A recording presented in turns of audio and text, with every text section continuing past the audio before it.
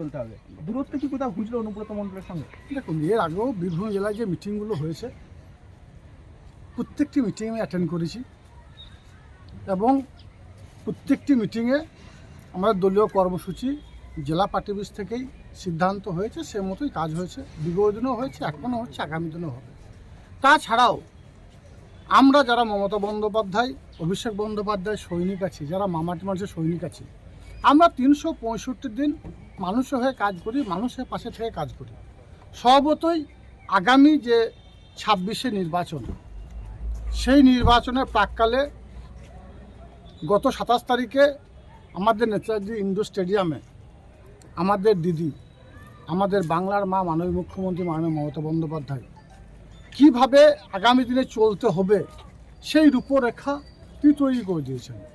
তিনি বলেছেন যে দিল্লি সরকারকে, কেজরিওয়াল সরকারকে কীভাবে হারানো হয়েছে তার কৌশল হলো ভোটার অ্যাপিক কার্ডে ডবল নাম দিয়ে বাইরে থেকে মানুষ নিয়ে এসে যারা ভোটার নয় তাদেরকে ভোট দিয়ে কেজরিওয়াল সরকারকে হারানো হয়েছে।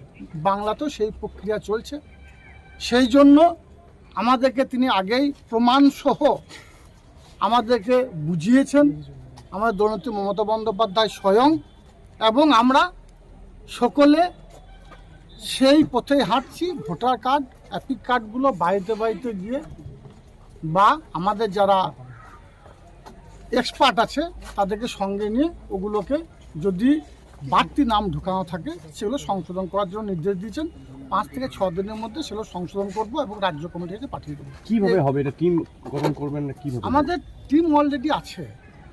আমাদের বুথ সভাপতি, দলের আমাদের অঞ্চল সভাপতি, আমাদের ত্রিস্তর গ্রাম পঞ্চায়েতের নির্বাচনে উত্তীর্ণ জনপ্রতিনিধি সকলে মিলিতভাবে সংঘবদ্ধভাবে আলাপ আলোচনা সাপেক্ষে কাজ করবে।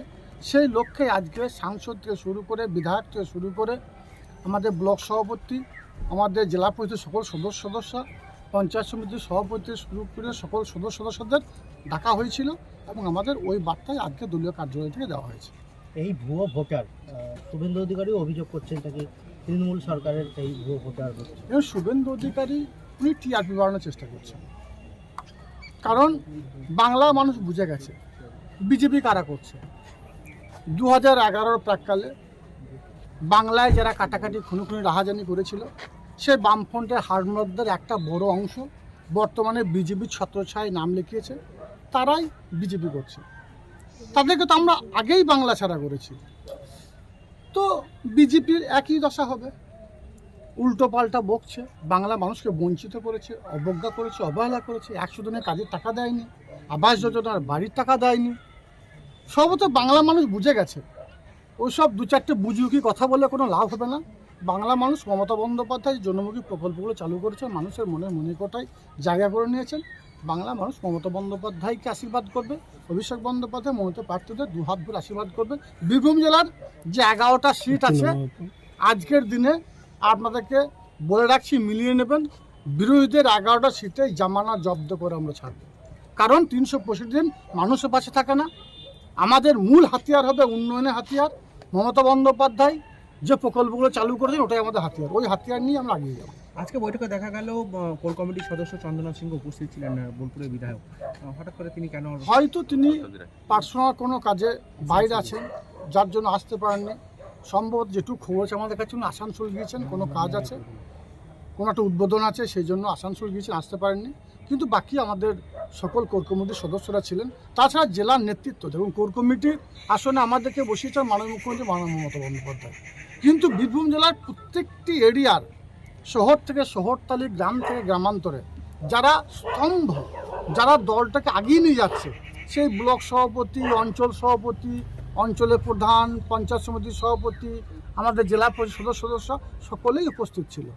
তাদের উপস্থিতিতেই আজকে আমাদের আলোচনাটা সমাপ্ত হয়েছে। নানুর বিধানসভা নিয়ে কিছু কি প্রপোজাল দিলেন?